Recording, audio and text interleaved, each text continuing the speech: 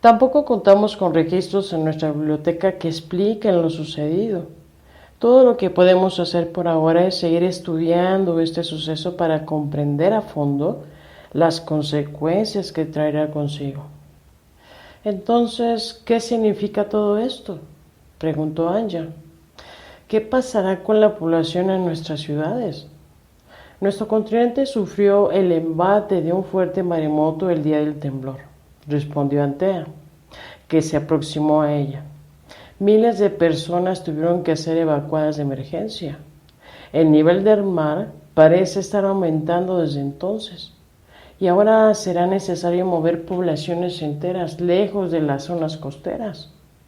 Nuestros científicos se encuentran trabajando día y noche para desarrollar un pronóstico confiable lo antes posible. Toda la población se encuentra a merced de las fuerzas de la naturaleza. La órbita oscura constituye un misterio para todos nosotros y no sabemos la magnitud de las consecuencias que enfrentaremos con su llegada. Para saberlo, será necesario consultar los registros arcaicos de los orígenes de la civilización, que datan de hace 26.000 años, intervino el maestro Sin, tiempo que la humanidad enfrentó por última vez la entrada del umbral de la órbita oscura. Los registros se encuentran guardados en la ciudad capital del continente oeste, a donde nos dirigimos una vez que hayamos evacuado el complejo del templo. La concejal Kai ha supervisado el resguardo de los antiguos textos y es una de las pocas personas que existen que aún conoce el lenguaje para su interpretación. En unos días partirás con nosotros hacia la capital del continente para asistir a la reunión de los 4 consejos de las casas del conocimiento. Anja miró al concejal Kai, que permanecía al lado del maestro sin decir palabra alguna. A diferencia de la concejal Antea, tenía el pelo negro, era más baja de estatura y parecía ser mucho más joven. Su piel era de color rojizo, sus profundos ojos negros revelaban una mirada muy cautivadora.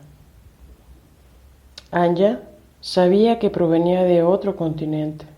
Su atuendo era diferente a los de los concejales. Al igual que el concejal Kelsus, vestía traje de combate y tenía un porte sumamente atlético. Anja tenía la sensación de haberla visto de cerca antes, pero no podía recordar dónde. Aquella concejal la miraba con atención sin expresar emoción alguna. Entonces, Dina interrumpió su contemplación para preguntar cuándo sería evacuada la población. La población será advertida cuando llegue el momento, respondió el maestro Sin. Debemos estar completamente preparados para lo que se avecina. Este es un momento decisivo para la continuidad de nuestra civilización. Si fallamos en nuestros cálculos, será su fin. Anja y Dina miraron al maestro Sin. La situación era mucho más grave de lo esperado. No solo estaba enfrentando la amenaza del cambio de su orden social, sino la aniquilación completa de su pueblo, si no vigilaban de cerca el movimiento de las fuerzas naturales del planeta. Una profunda inquietud invadió a Anja y empezó entonces a relatar a los concejales su viaje al mundo intermedio y cómo había encontrado de nuevo a la extraña joven llamada Kiara. Les explicó sobre las visiones aterradoras del mundo del que ella provenía. La concejal Antea miró al maestro Sin al escuchar a Anja, quien les preguntó si era posible que Kiara proviniera de un futuro distante de la humanidad.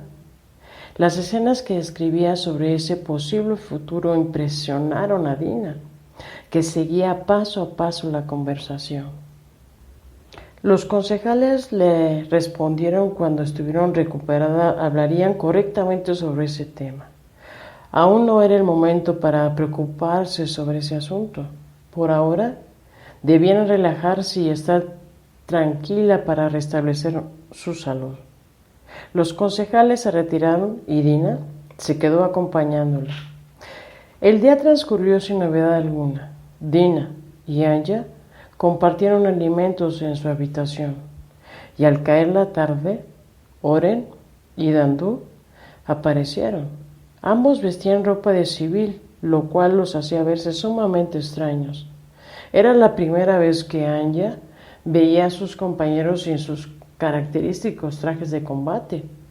Ambos la saludaron con afecto. Dandu se acercó a ella y le preguntó si había logrado ver bien a los dos sujetos que dirigían la multitud de los que había atacado. Anja respondió que solo los había visto por unos instantes antes de que los agresores se lanzaran sobre ella. Estamos seguros de que esos dos sujetos se encuentran todavía en la capital, dijo Dandu, caminando intranquilo alrededor de la habitación. Oren lo seguía con la mirada y se mostraba inquieto. Traía una espada en la mano derecha. Anja la observó bien y sintió una fuerte emoción.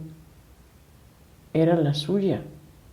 Hemos estado siguiendo su pista desde ayer, pero parece como si se hubieran esfumado, continuó Dandu. De seguro ahora visten ropa de civil, al igual que ustedes dos, interrumpió Dina, y ambos voltearon a verla sorprendidos. Ella se sintió incómoda y todos se relajaron su postura, disimulando y volteando hacia otro lado. Creo que voy a tener que acostumbrarme a que me miren de esa forma cada vez que diga algo, les reclamó. Dina, cambiando su semblante por un mucho más serio. Dandu se disculpó con ella y le explicó que dado que había guardado silencio por tantas semanas, ellos se sorprendían cada vez que intervenía en sus conversaciones. Dina se paró de su silla y se acercó a Dandu con paso firme. Su presencia había cambiado por completo. Ahora demostraba más seguridad en sí misma. Anja la miraba desde su cama y Oren no sabía cómo reaccionar. Lo he estado observando todo este tiempo, exclamó Dina, enfrentándolos a todos ellos. Poco a poco los he ido recordando y he vuelto a sentir que formo parte de este grupo. Lo que ustedes no comprenden es que el viaje cercano a la muerte significó para mí toda una eternidad separada de esta realidad. El tiempo cesó de existir y de tener sentido para mí. En esa eternidad he visto y experimentado cosas que son imposibles de describir desde este plano de conocimiento. Por eso me cuesta tanto acostumbrarme de nuevo a este sitio con todos estos conflictos. El paso hacia la eternidad requiere que uno olvide la imagen de sí mismo y comience a dilucidar la verdadera grandeza del universo. Dina hizo una pausa para darles tiempo de reflexionar sobre sus palabras. La realidad que percibimos aquí se concreta a través del intento de millones de seres vivos. Y la Orden de los 12 lo sabe bien, continuó ella. El crepúsculo estelar se acerca y ahora las cartas juegan a su favor. Con el dinero y la avaricia pueden manipular el intento de millones de seres. Este ataque, desde hace mucho tiempo, su juego está planeado perfectamente, concebido paso por paso. Su intento consiste en pasar desapercibidos mientras manipula a las poblaciones a su antojo. Es inútil buscarlos en esas circunstancias. Para dar con ellos hay que utilizar el intento con el fin de atraerlos. Eso es lo que está haciendo el Gran Consejo. Tenemos que dejar que la Orden de los 12 dé por consumada su victoria para que salgan de su escondite. Eso no va a ser difícil, dijo Oren. Ellos están ganando esta batalla sin lugar a dudas. Su alianza con el Senado les garantiza el control sobre nuestro gobierno y su nueva forma de vida. La concejal Antea estima que más de la mitad de la población apoya ahora al Senado y que la gente está satisfecha con la idea de poseer riquezas. Si desean encontrar a esos sujetos, deben entenderles una trampa, les dijo Dina. Ellos solo se mostrarán cuando piensen que somos vulnerables. Vistan sus trajes de combate y serán ellos quienes los empezarán a seguir a ustedes. Luego buscarán la forma de atacarlos. Dandú miró a Oren y éste asintió con la cabeza. Dina tenía razón. Para dar con esos sujetos iba a ser necesario algo más que una simple búsqueda. Oren aprovechó la pausa para entregarle su espada a Anja, quien la tomó con sus dos manos y la desenvainó de inmediato. El arma se encontraba completamente limpia y reluciente, aunque varios golpes habían mellado su filo, dejando marcas visibles a todo su largo. Anja recordó el ataque de los agresores y cómo los había vencido hasta hacerlos huir de ella. Tardé varias horas en encontrarla, le dijo Oren. Peleaste brillantemente ese día. Nunca pensé que fueras tan diestra durante un combate real. Mi actuación no fue tan brillante, se quejó Anja. Mira todo. ¿Y en dónde me encuentro ahora? Tu destreza es impecable, Anja, le dijo acercándose a ella. Lo que te tiene aquí es tu instinto suicida y tu incapacidad para obedecer órdenes. Espero que hayas aprendido bien la lección. Dina se dirigió a Oren y le pidió amablemente que dejara de recriminar a Anja su actitud en combate. Reconoció también haberse equivocado y subestimado gravemente al enemigo. Entre sonrisa de satisfacción, Anja escuchaba cómo el concejal Kelsus había humillado en público al senador Turek. La única que lamento de ese día es no haber estado ahí para observarlo, se rió Anja. Oren se despidió de ambas y le pidió a Dandú que lo acompañara. Dina permaneció por unos momentos más y luego se retiró para reunirse con la concejal Antea. Anja no podía dejar de pensar en lo ocurrido. Oren tenía razón. Había sido herida por su torpeza y no protegerse de los proyectiles que volaban sobre ellos.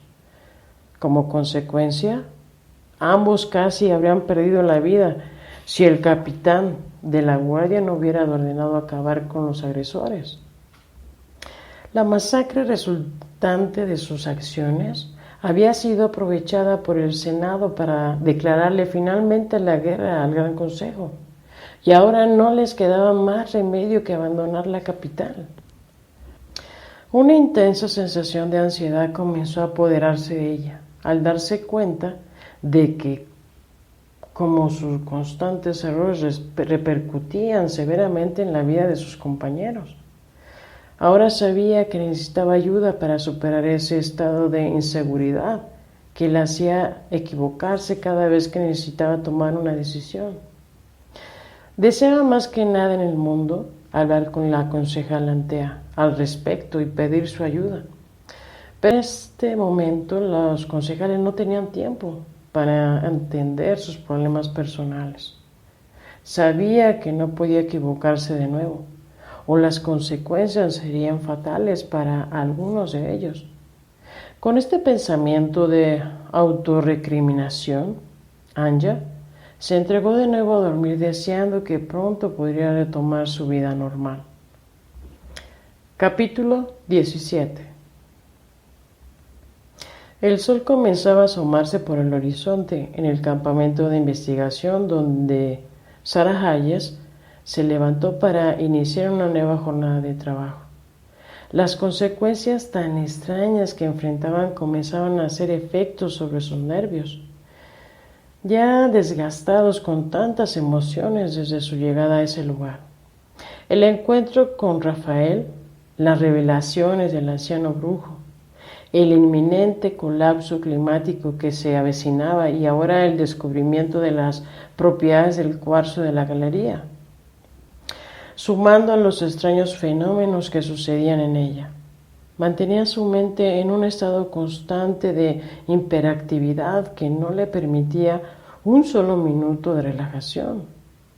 Ella y Daniel habían informado a los arqueólogos sobre el hallazgo y ahora todos discutían sobre la forma de aprovechar el descubrimiento y resolver el misterio del funcionamiento de la pirámide. Todo el grupo permanecía inmerso en la idea de volver a la galería, a excepción de José y el doctor Jensen, quienes seguían preocupados por el destino de Kiara y su familia.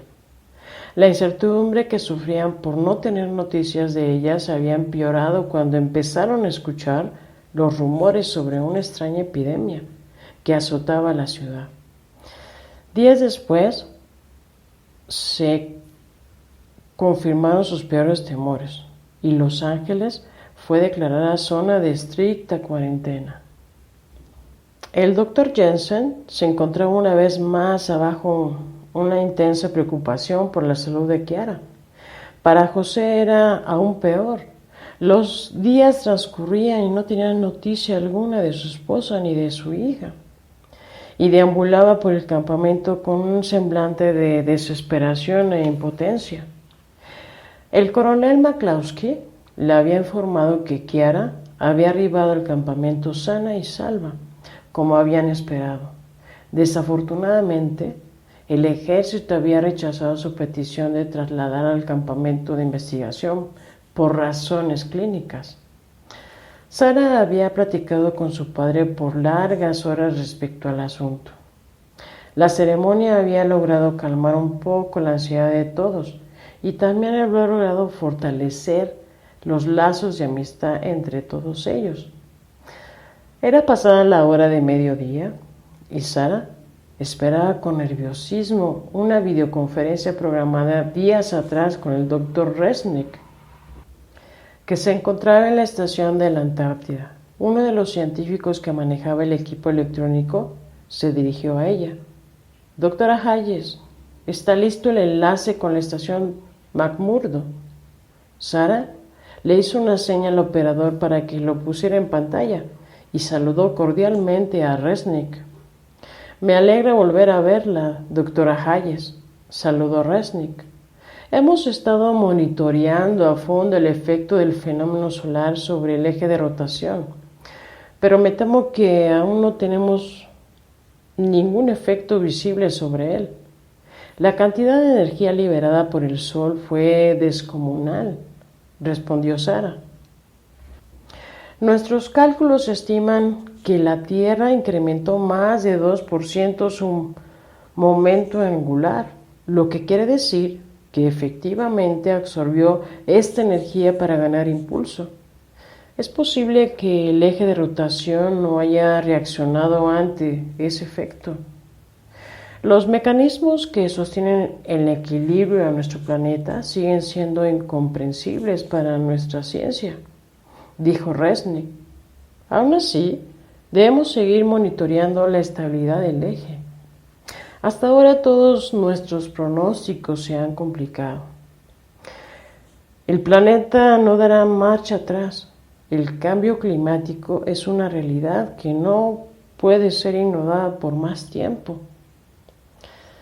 Lo sé, doctor, lo sé. Creo que si el eje de rotación no se moviera durante el fenómeno, es porque existe una pieza de rompecabezas que aún no hemos podido identificar. Esa pieza es la clave para comprender lo que sucederá en nuestro mundo cuando la temperatura cambie globalmente. Estoy de acuerdo, afirmó Resnick. Nuestro equipo se prepara ahora para enfrentar el crudo invierno en estas latitudes. Ya suspendimos nuestros vuelos de reconocimiento y ahora nos encontraremos en nuestra supervivencia. Aún así, Seguiremos estudiando los reportes satelitales y la mantendremos informada de cualquier cambio. Sara agradeció al doctor Resnick su apoyo y se despidió, deseándole suerte para enfrentar las temperaturas congelantes en la Antártida. Luego volteó hacia la salida de la carpa. Daniel y Elena Sánchez se encontraban ahí. Habían escuchado parte de la conversación y esperaban a que ella se desocupara. Sara se acercó y les preguntó de dónde venían. Acabamos de hacer unas pruebas con el aparato que nos envió el laboratorio. Es capaz de reproducir miles de sonidos en diferentes frecuencias, le respondió Daniel. Es similar al que utilizó el laboratorio en Houston para estudiar los cristales de cuarzo. Estoy seguro de que podremos causar algunos efectos visibles que lo introduzcamos en el interior de la galería. Aunque eso puede resultar peligroso, interrumpió Elena, dirigiéndose a Sara. No sabemos qué efecto pueda causar sobre la estructura o sobre nosotros mismos. Daniel afirmó que, aun así, era necesario ejecutar las pruebas. Tenía que arriesgarse. El estudio de la ciencia siempre implica riesgos. Los científicos lo sabían y trataban siempre de tomar las precauciones posibles. Encendió el aparato y comenzó a explicarle su funcionamiento.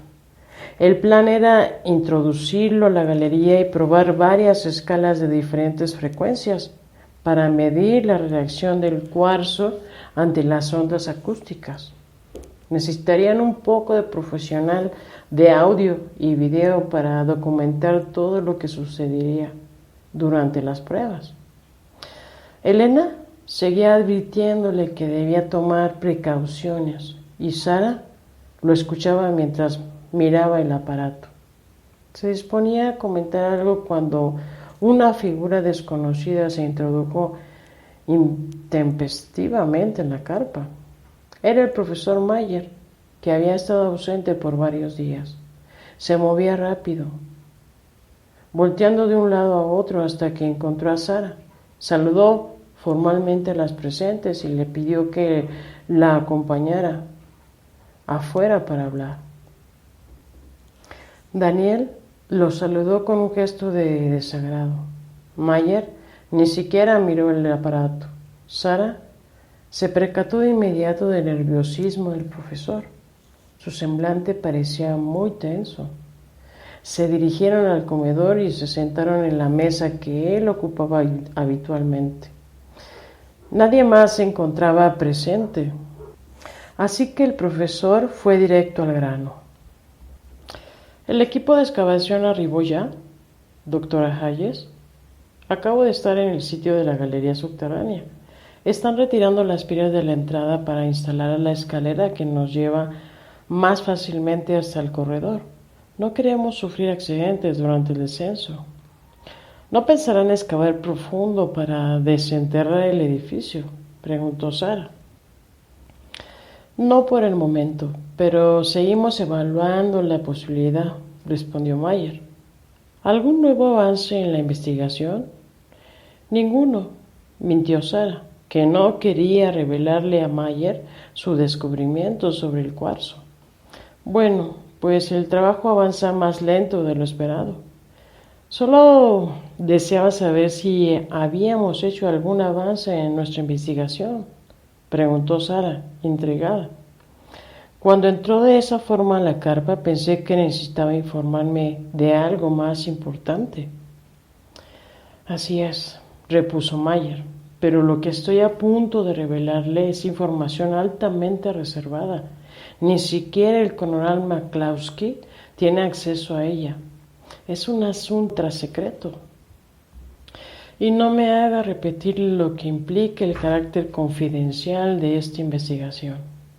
Sara escuchó las palabras de Mayer y reaccionó enseguida. Ya estaba harta de guardar secretos y añadirle más tensión a su ya comprometida situación. De algo estaba segura y era el no querer participar en los planes de los militares, cualesquiera que estos fueran. Se levantó de su lugar y le respondió: Lo siento, profesor, pero va a tener que encontrar a alguien más para revelar sus secretos. No me interesa saber lo que sea que venga a informarme. Sabe lo que pienso acerca de ustedes y la forma en que conducen sus asuntos. ¿Qué le sucede?, dijo Mayer, con la misma dureza. Usted y su equipo forman parte de este proyecto de investigación. Su negativa a cooperar puede ser castigada con severidad. Pensé que había entendido lo que significa este proyecto para el Pentágono. Créame que no le queda otra alternativa que cooperar con ellos o atenerse a las consecuencias. Sarah Hayes comenzó a agitarse, pero miró a Mayer sin titubeos. Sabía que los militares tenían control absoluto sobre la investigación y ella había sido la advertida de obedecer órdenes. ¿De qué se trata, profesor? ¿Qué es tan importante que requiere específicamente de nuestra colaboración? Escuche bien y no hable con nadie acerca de esto, dijo Mayer, con tono grave, al tiempo que la invitaba a sentarse de nuevo. Hace unos días se produjo un accidente en el almacén de suministros aquí en el campamento. Estoy seguro de que escucharon la explosión. El equipo de investigación nos informó. Daniel y yo no estábamos presentes ese día. El coronel McCloskey explicó que el calor había encendido unas baterías de combustible sólido de los vehículos y que habían 2 heridos. Esa es la versión oficial, respondió Mayer, pero ponga mucha atención. Atrás del almacén de suministros existe un laboratorio. La corporación cuenta desde hace años con un generador experimental de energía magnética diseñado por un físico inglés.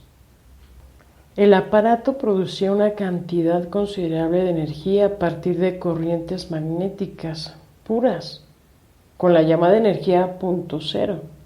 Pero a pesar de docenas de modificaciones en su diseño, el generador no logró superar las pruebas de control. Su rendimiento era demasiado débil y la corporación abandonó el proyecto. ¿Con qué propósito obtuvieron ese tipo de generador?, preguntó Sarah. Pensé que usted no creía que fuera posible la obtención de energía del vacío. Sin embargo, me doy cuenta de que han estado experimentando por años en este campo, seguramente con propósitos bélicos. Si ya terminó, voy a continuar, le respondió Mayer ásperamente. Por supuesto que llevamos años experimentando con nuevas fuentes de energía. Los militares necesitan de mejores medios de propulsión en sus vehículos. Además, el generador magnético es completamente silencioso, como un motor eléctrico. El petróleo empieza a escasear alrededor del globo. Saque sus propias conclusiones, doctora Hayes. Energía limpia y abundante a un costo insignificante. Por un lado, ya nada le causaba sorpresa a Sarah. Sabía que los militares se encontraban siempre un paso adelante en el aprovechamiento de los recursos naturales y científicos. Pero, por otro lado, estaba intrigada con las declaraciones de Mayer. Su curiosidad científica deseaba ahora ahondar en el asunto. ¿Qué es lo que va a revelarme, profesor? ¿Qué fue lo que causó el accidente en el almacén?, preguntó Sarah intrigada. Desde que llegué al campamento empezamos a efectuar pruebas con el generador. Pensamos que la intensa radiación que produce este lugar podía afectar positivamente su funcionamiento, pero nada sucedió hasta hace unos días. Según los reportes de mis asistentes, el día del accidente el generador se encendió por sí solo, produciendo una corriente eléctrica de decenas de miles de voltios. Esto sobrecargó sus bocinas y las bobinas y generó una explosión magnética que produjo severas quemaduras a ambos ingenieros encargados del proyecto. ¿Quiere decir que el generador produjo energía por sí solo?, preguntó Sara. Eso es exactamente lo que le estoy diciendo, doctora Hayes. Y en esta ocasión no fueron unos cuantos voltios, sino que la cantidad de energía que se produjo es comparable a la de una pequeña presa hidroeléctrica. Eso quiere decir que la obtención de grandes cantidades de energía del vacío es posible, gritó Sara, emocionada. Baje la voz, le ordenó Mayer, mirando a su alrededor. Por supuesto que es posible. Es solo que no comprendemos el funcionamiento de la fuente que genera esa energía. Sin embargo, sabemos que la variabilidad del campo magnético solar fue lo que produjo el cambio del comportamiento en el generador.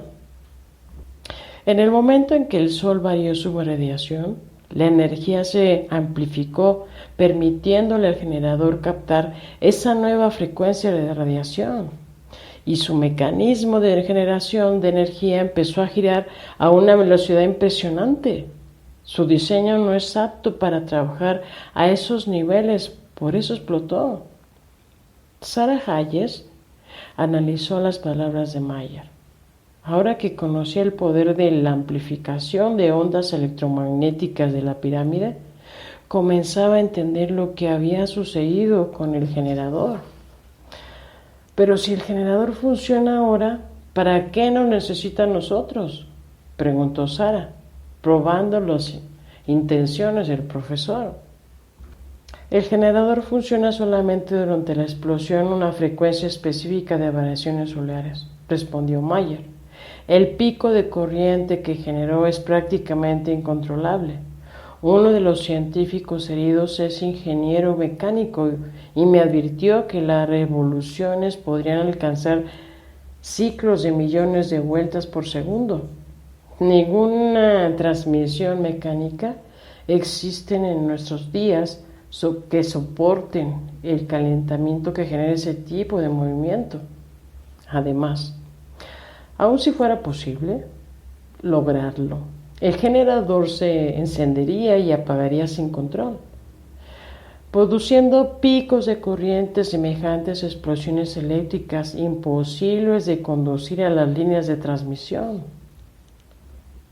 Necesitamos un modulador de variabilidad solar que sea capaz de mantener el generador encendido en todo momento y que regule las descargas de energía. De otra forma, es imposible darle uso. ¿Modulador de variabilidad solar?, repuso Sara. Creo que podemos irnos despidiendo del mayor sueño de la humanidad, profesor. ¿A qué se refiere? ¿Por qué dice eso? Lo que pide es imposible. Estamos hablando de física de plasmas, de magnetohidrodinámica, para ser exactos. Una conciencia que se encuentra aún en estado embrionario.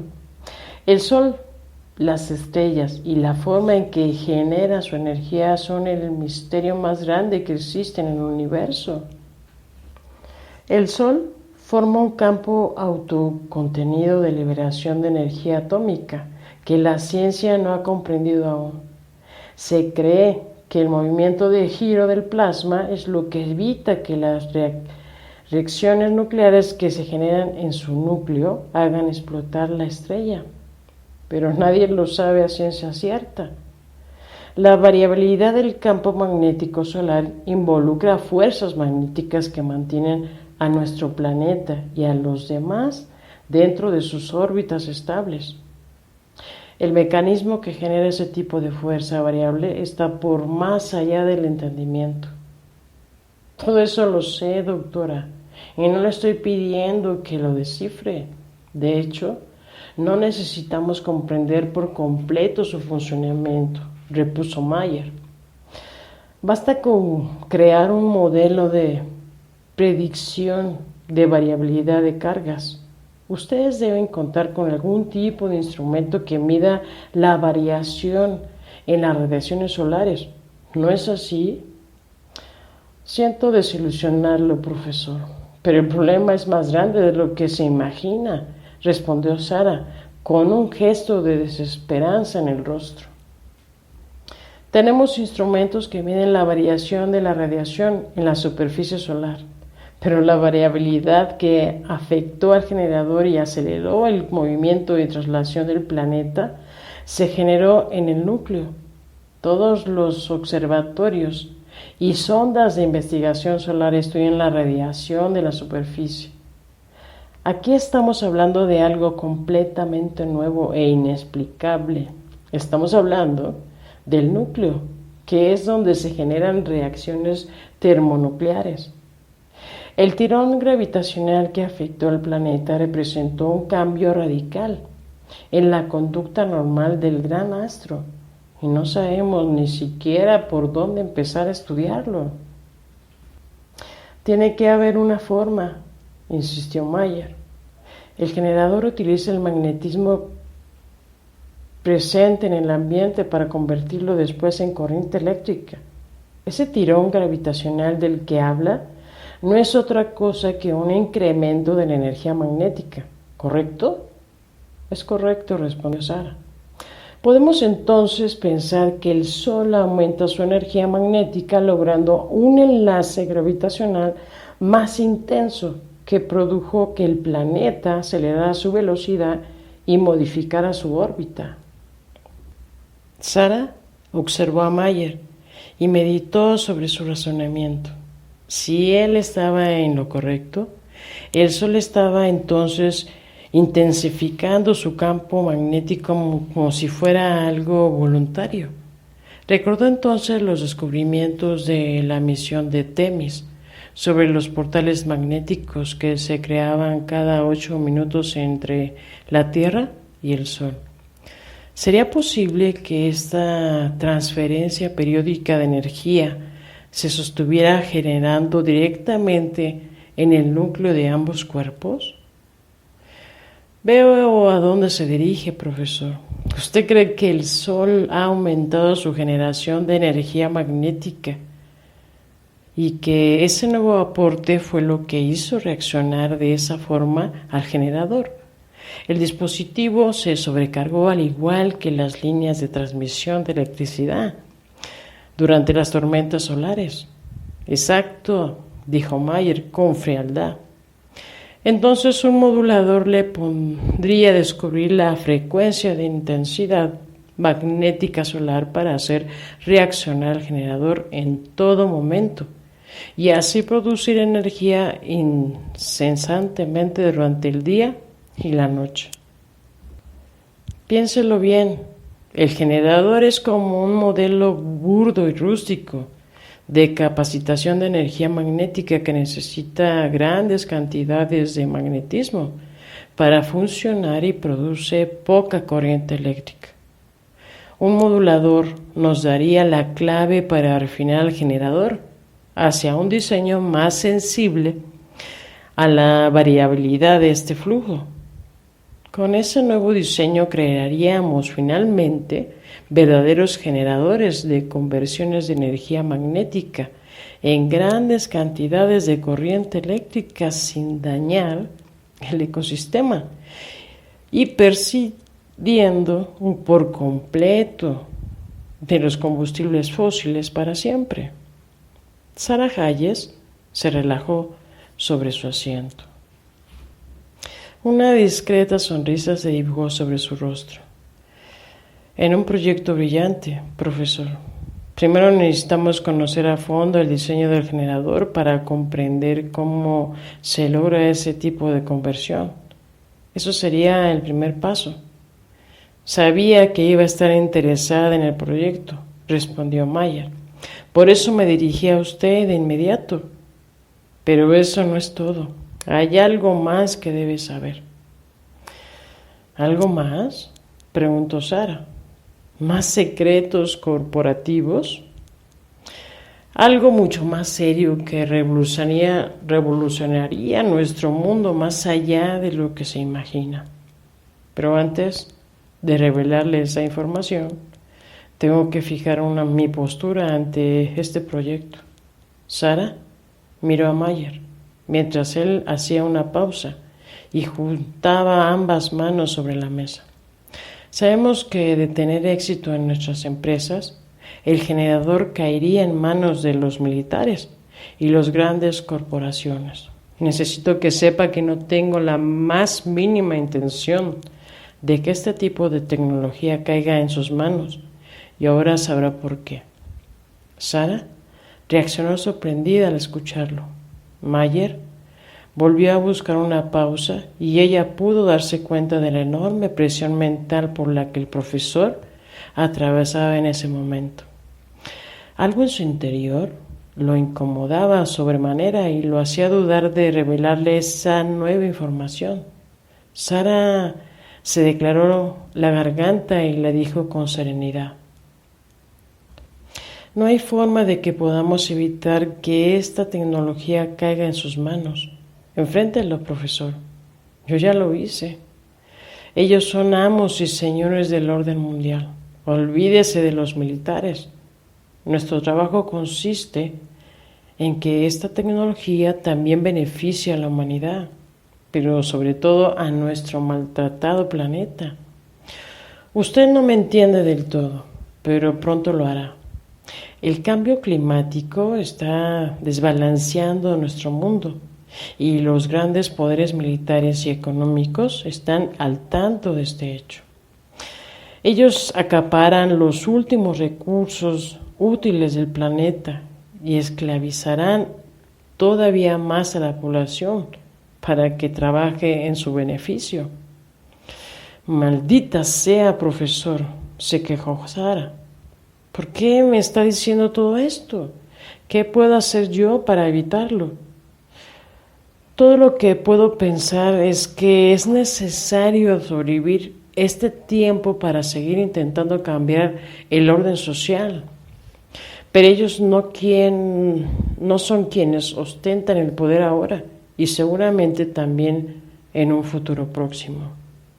Le prometí que le ayudaría a obtener la energía del vacío a cambio de que usted y sus colegas se le entregaran a la humanidad.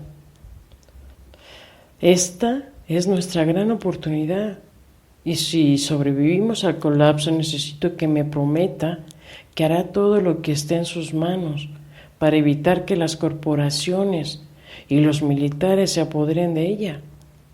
Te prometo que haré todo lo posible porque así sea, respondió Sara firmemente. Pero, ¿por qué ese súbito miedo a que ellos se apoderen de esa tecnología? Mayer pensaba en lo que William Sherman acaba de hacer, el liberar al agente gris en medio de una población inocente que ahora estaba condenada a la muerte. Pero ese era un asunto que no podía discutir con Sara. El día del accidente, el generador creó un enorme campo magnético mientras convertía la energía en corriente eléctrica, comentó Mayer, tratando de guardar la compostura.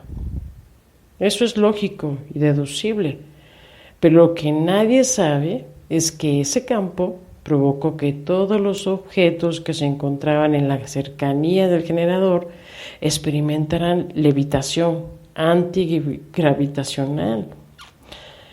En ese mismo instante, Sara miró a Mayer con ojos incrédulos. Va a tener que repetirme eso, profesor. El generador produjo un campo de antigravitación alrededor del área donde se encontraban durante el fenómeno. No puedo creerlo. Eso es exactamente lo que le estoy diciendo, doctora Hayes. El generador se elevó del suelo debido a la fuerza magnética que produjo, además de que afectó los objetos a su alrededor. Pero eso no es posible. ¿Cómo sabe que sucedió esto? Usted no se encontraba ahí.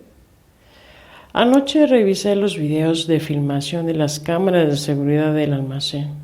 Quedaron severamente dañados y por eso nadie notó lo que sucedió. Pero en una toma de la puerta del acceso al laboratorio se pueden apreciar los objetos elevándose en el aire por sí solos. Los científicos presenciaron solo la elevación del generador porque tenían puestos los ojos en él cuando temblaba con furia. Uno de ellos notó un objeto volando justo antes de la explosión. Ahora no sabe si se trató de una alucinación o que el objeto había volado debido a la intensa vibración, pero a mí no me cabe la menor duda. Puedo mostrarle el video si lo desea. Sara le pidió a Mayer que le mostrara y éste abrió su maletín para sacar su computadora portátil.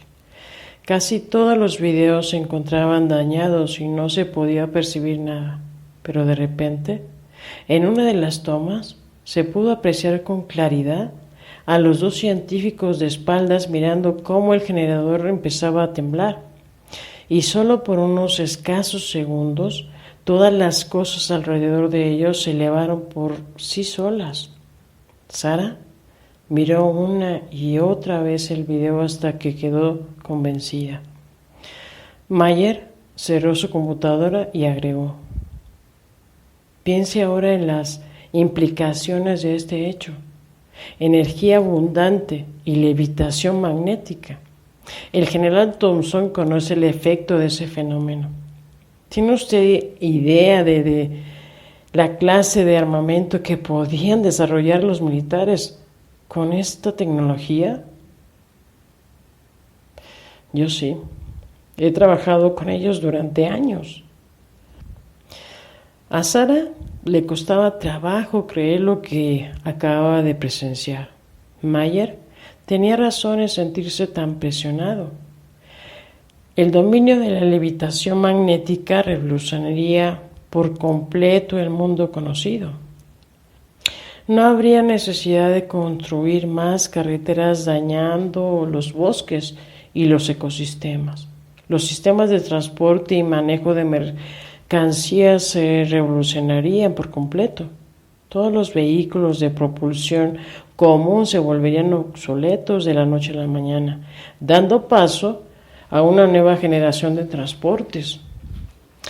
El control de la gravedad sería el siguiente gran paso en la evolución tecnológica de la humanidad.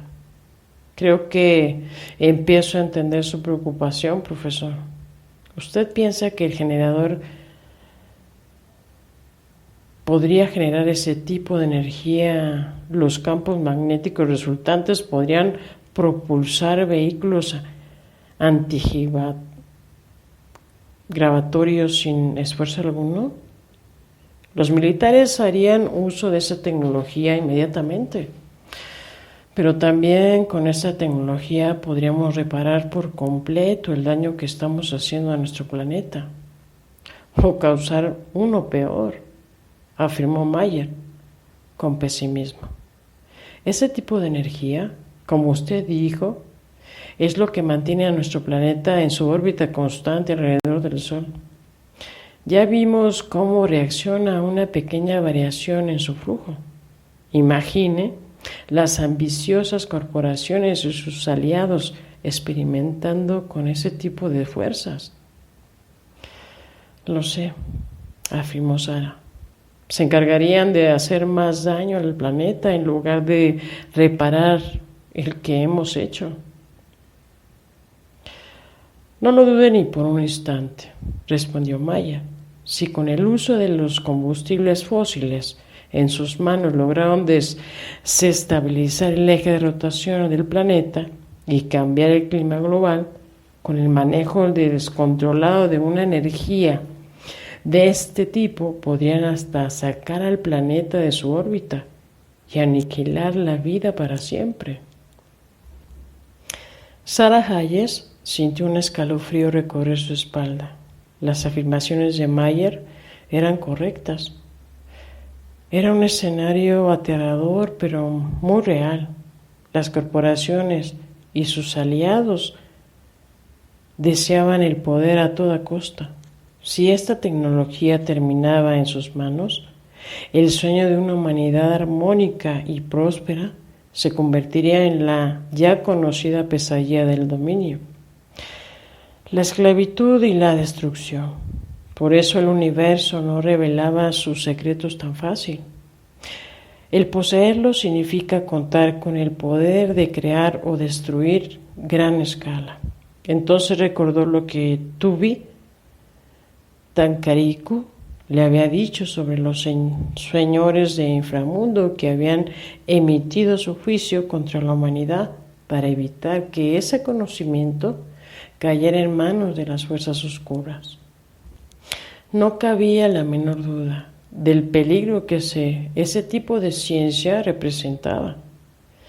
Miró a Mayer y pudo comprender la gran ansiedad por la que atravesaba.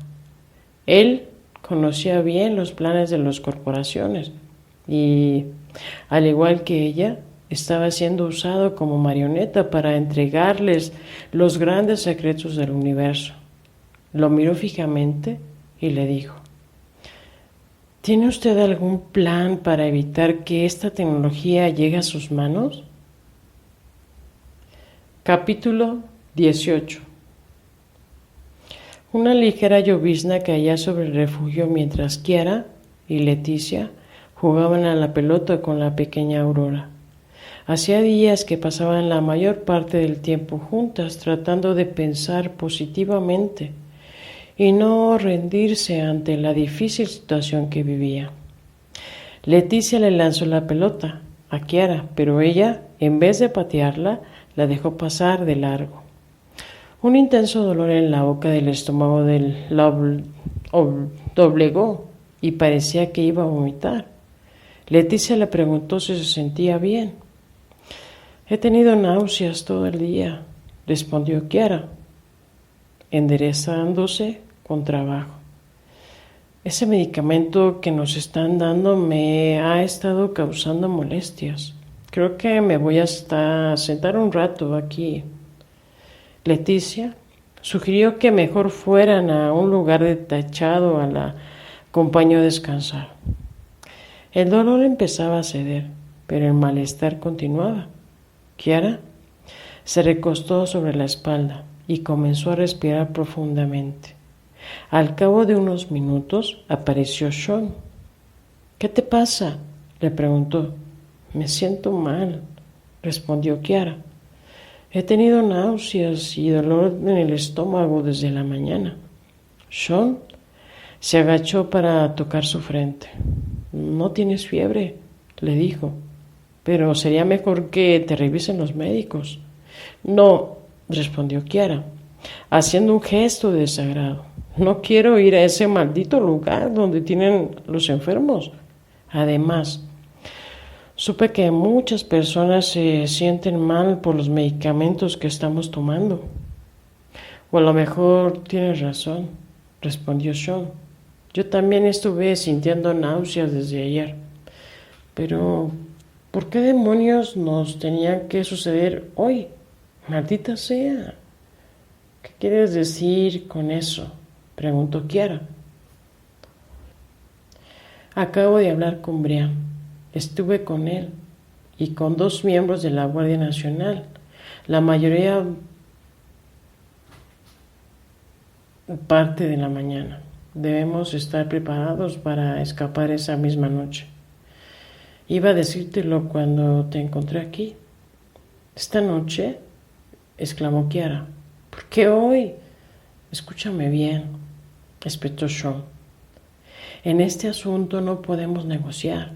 Se hará cuando ellos lo indiquen o se irán sin nosotros. Es así de simple. Quizá no te has dado cuenta, pero desde ayer el ejército está racionando al combustible que genera la energía eléctrica en el albergue. El personal de la Guardia Nacional nos informó que los tanques se encuentran casi vacíos y que el combustible no alcanzará para alumbrar el refugio esta noche. Así que el momento perfecto para huir. El ejército planea establecer un toque de queda tan pronto oscurezca.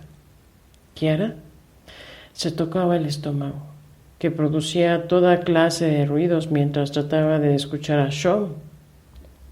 Está bien, respondió ella, respirando hondo. Sacaré fuerzas de donde pueda, pero ¿cómo vamos a salir del campamento? Leticia escuchaba atenta y se tronaba los dedos. Sean le había pedido a Brian que ella y su pequeña los acompañaran. Él había accedido con la condición de que se sujetaran a sus órdenes y no hablaran con nadie al respecto. Finalmente había llegado la hora, y esa misma noche todos arriesgarían sus vidas para poder escapar. Brian logró sobornar a 3 miembros del ejército. Dejarán una zona de la reja perimetral sin custodiar exactamente a las 8 en punto. Todos saldremos por ahí, en silencio, y caminaremos con una milla hacia el oeste. Ahí nos darán un coche en el que llegaremos hasta los muelles. Suena muy arriesgado, exclamó Kiara. Las calles están prácticamente intransitables y el ejército vigila la zona. No vamos a llegar muy lejos. Maldita sea, Kiara. Deja de pensar de esa forma. Es nuestra única oportunidad y lo sabes bien. A Kiara no le convencía el plan en lo más mínimo, pero la idea de permanecer en este sitio de muerte era aún peor. Sean tenía razón. Esa era la única opción que tenían para escapar de tan horrible lugar. Ahora vamos a comer, les dijo Sean, y todos se pararon en su lugar. En el comedor los esperaba la larga y acostumbrada fila. Sean se ofreció para formarse mientras ellas conseguían una mesa donde sentarse. El comedor se encontraba atestado de gente. Cada día eran más las personas trasladadas desde otros lugares y las porciones de comida que recibían a diario se iban reduciendo poco a poco en calidad y en cantidad. Creo que hoy no voy a comer nada, dijo Kiara, haciendo una mueca. Tienes que comer algo, le dijo Leticia. Vamos a necesitar energía esta noche. Si no comes nada, te vas a sentir mucho peor. Kiara accedió, pero de muy mala gana. Pasaron más de 40 minutos hasta que Sean las llamó para que recogieran sus bandejas y se le unieran en la fila. Todos se sirvieron su comida y volvieron a la mesa. Kiara observaba con desagrado el humeante plato de sopa caliente mientras Sean y Leticia devoraban prácticamente todo su contenido. Kiara se metió una cucharada en la boca y de inmediato percibió un sabor metálico en la lengua. Soltó la cuchara y se quejó. La comida me sabe horrible. Vas a comer aunque no quieras, le ordenó Sean. No sabemos cuántas horas vamos a estar allá afuera. Haz un esfuerzo, maldita sea. Kiara tomó de nuevo la cuchara y empezó a comérsele la sopa sin detenerse a sentir su sabor. Siguió con el puré de papa y un guiso a base de soya hasta que terminó. Su estómago no dejaba de hacer ruidos y lo sentía muy inflamado. Los 4 dejaron sus bandejas y se dirigieron a los dormitorios para descansar. Leticia y Aurora se habían instalado justo al lado de Kiara y Sean, donde dormían. Así podrían estar al pendiente los unos de los otros. Ya se habían acostado cuando escucharon afuera los típicos rayos y truenos que anunciaban la llegada de una tormenta. Al poco rato empezó a llover con fuerza. Kiara tenía la vista perdida en sus pensamientos. Las molestias de su estómago empezaban a ceder, pero la preocupación no la dejaba descansar. Así que trató de relajarse y empezó a pensar en volver a ver a su padre para levantarse el ánimo. Tan pronto como llegaran a alguna ciudad, le pediría a Sean que se marcharan al campamento arqueológico junto con Leticia y Aurora. Los recuerdos de la tranquilidad de la selva y la intensa paz que había sentido en la aldea de los indígenas lograron alentarla. Deseaba más que nadie en el mundo volver a estar allá. Kiara pensó en la tremenda cantidad de estrés, miseria y crímenes que abundaban en las grandes ciudades y se preguntó por qué él, ser humano moderno, había escogido vivir de esa forma tan acelerada.